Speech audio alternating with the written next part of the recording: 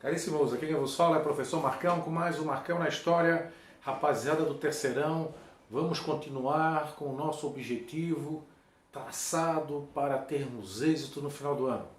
Não existe vírus que não vença. Vamos em frente. Olha só, a expansão marítima.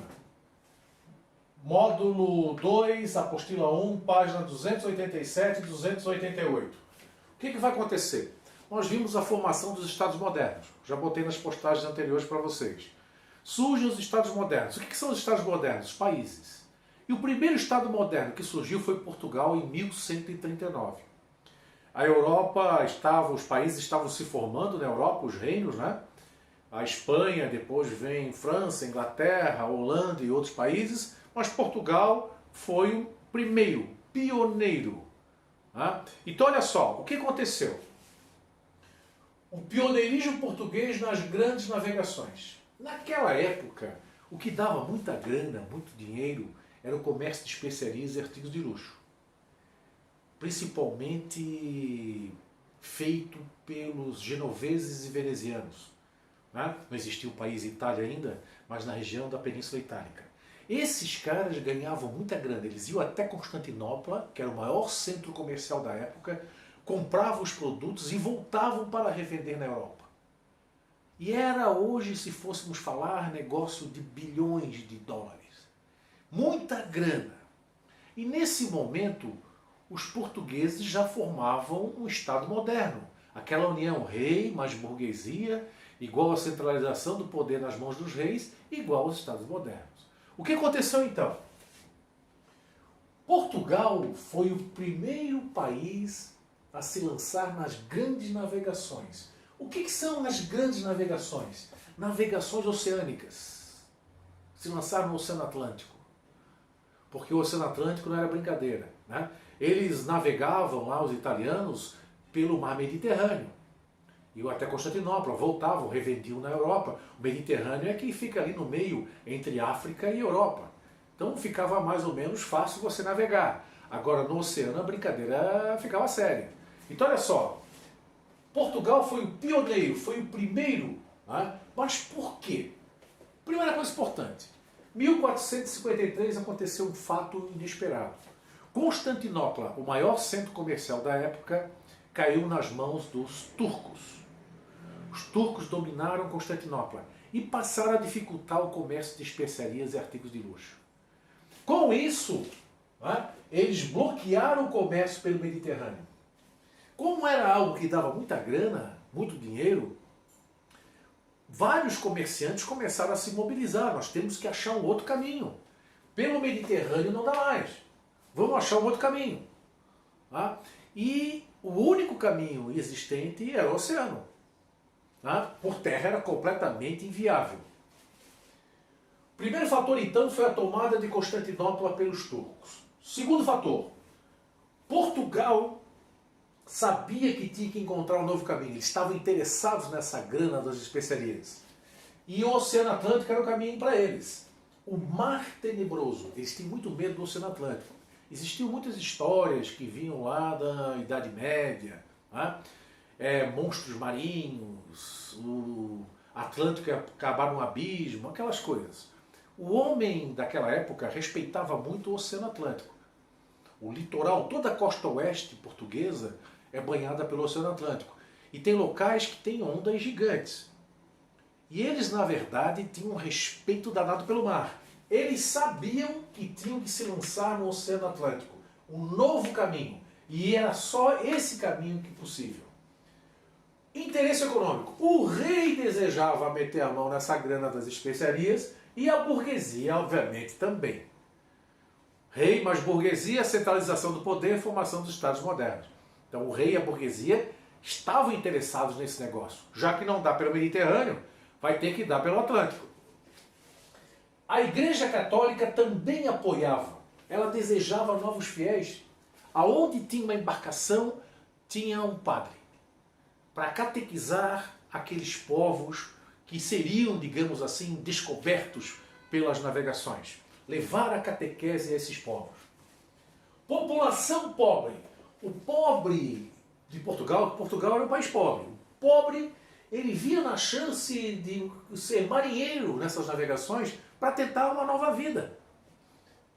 O espírito de aventura, se lançar no oceano. Eu vou dizer para vocês, eu comparo a esses navegadores daquela época como se fossem astronautas indo para Marte. O espírito de aventura, mas sem saber direito o que vai encontrar.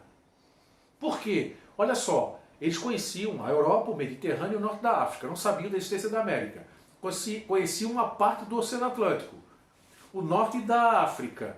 Não sabiam da existência do Oceano Índico, não sabiam da existência do Pacífico, o Oriente muito menos. Então os caras eram ignorantes nesse sentido de navegação oceânica. Aventureiros. Mas a mola propulsora era o comércio de especiarias e artigos de luxo. Posição geográfica. Como já falei anteriormente, Portugal tem toda a sua costa oeste de frente para o oceano. Então eles tinham que pescar, navegar, mas sempre perto, sempre visualizando terra. Porque no oceano você chega a um ponto que você não vê mais terra. Aí é que mora o perigo. Você tem, na verdade, que aprender a navegar e se lançar nessa aventura. Nós vamos perceber que eles estarão preparados para isso. Irão se preparar para isso. Não vai ser do dia para a noite também. Olha só. Mercantilismo. O que é o mercantilismo? Já falei para vocês nas postagens anteriores. É uma política econômica voltada para a atividade comercial, para atender os interesses burgueses. Por que foi adotada essa política econômica em Portugal? Porque foi a burguesia que ajudou o rei a chegar ao poder.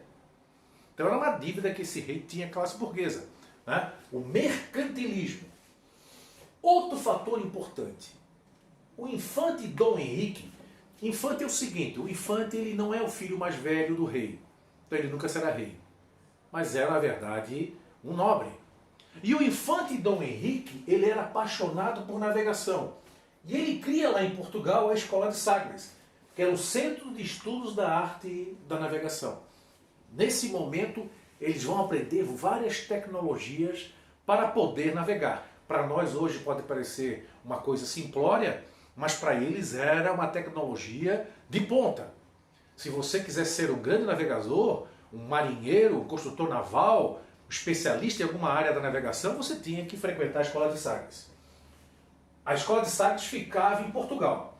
Novas tecnologias. Agora que vem as tecnologias. Por exemplo, o astrolábio.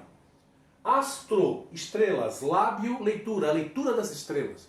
Aparelho que permitia que eles conseguissem se localizar no mar olhando a posição das estrelas. Claro que isso aí envolvia cálculo matemático, usar o aparelho e conhecer de astronomia. Não era brincadeira, não era para qualquer um. Você tem que se preparar. Vai se preparar onde? Na Escola de Sagres. Bússola, invenção chinesa, que marca o norte magnético, na verdade usada até hoje, com a mesma tecnologia, e essa bússola é fundamental para a localização. Claro que tudo isso sendo estudado para ver como é que funciona. Cartas geográficas, cartógrafos, nas viagens terão cartógrafos que vão fazer os mapas, porque não tinha mapa também. Então era muito difícil a arte da navegação.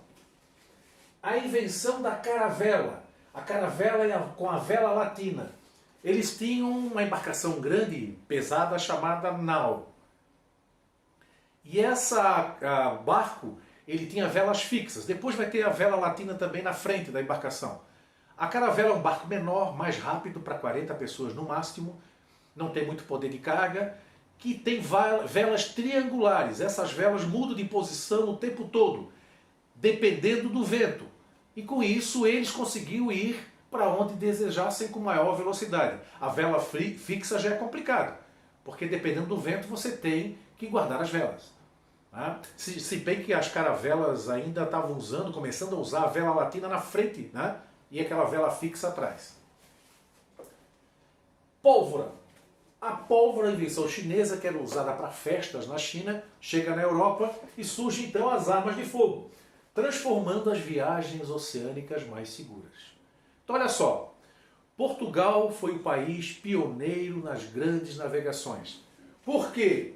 Após a tomada de Constantinopla, eles se interessaram em achar um novo caminho, não usando mais o Mediterrâneo, porque os turcos bloquearam o comércio pelo Mediterrâneo a partir de 1453. Portugal desejava achar um novo caminho, usando o Atlântico, o Mar Tenebroso. Então não era brincadeira. Existia também o interesse português, interesse econômico, o rei, a burguesia.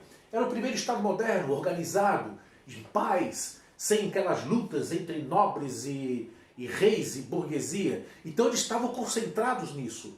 Tá? A propagação do cristianismo, a igreja apoiava também, queria novos fiéis. População pobre, uma chance de trabalho como marinheiros, aliado a isso o espírito aventureiro. Posição geográfica, toda a costa oeste de Portugal é banhada pelo Oceano Atlântico, então eles conheciam um pouco do oceano. Não muito, mas conheciam. Mercantilismo, política econômica adotada pelos reis para satisfazer a atividade comercial, porque o burguês é que ajudou esse rei a chegar ao poder. E nesse momento, então, nós temos a política econômica mercantilista. A escola de Sagres, do infante Dom Henrique, ensinando a arte da navegação, construção de navios, marinheiros, comandantes, o que você possa imaginar de tecnologia para estudos, cartografia, tudo era na escola de Sagres, uma região ao sul de Portugal. A caravela, o astrolábio, a bússola, novas tecnologias, cartografia, armas de fogo com a pólvora, tudo isso vai facilitar as grandes navegações. Na próxima postagem eu vou falar com vocês sobre as navegações especificamente. Até onde esses caras vão chegar navegando pelo oceano. Terão êxito chegando até as especiarias, com Vasco da Gama em 1498, chegando a Calicut nas Índias. Mas essa é uma outra história que eu conto para vocês numa próxima postagem. Forte abraço do Marcão. Sempre lembrando, vamos vencer, mantendo a calma. Fui!